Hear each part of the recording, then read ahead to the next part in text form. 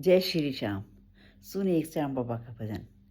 हे श्याम तुझे मैं खत लिखता पर पता मुझे मालूम नहीं। हे श्याम तुझे मैं खत लिखता पर पता मुझे मालूम नहीं।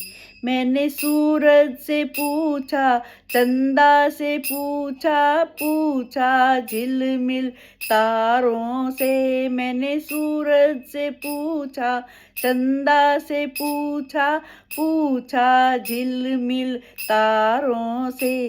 तारों ने कहा कण कण में है पर पता मुझे मालूम नहीं।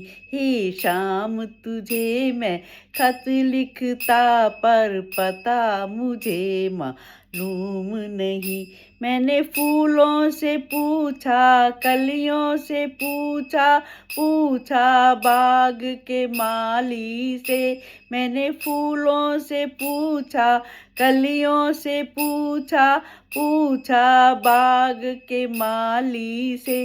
माली ने कहा हर फूल में है पर पता मुझे मालूम नहीं। हे शाम तुझे मैं खत लिखता पर पता मुझे मालूम नहीं। मैंने सागर से पूछा, नदियों से पूछा, पूछा बहते झरने से।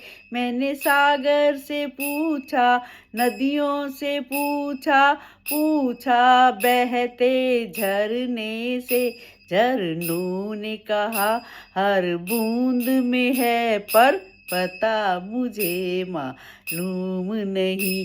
हे शाम तुझे मैं खत लिखता पर पता मुझे मालूम नहीं।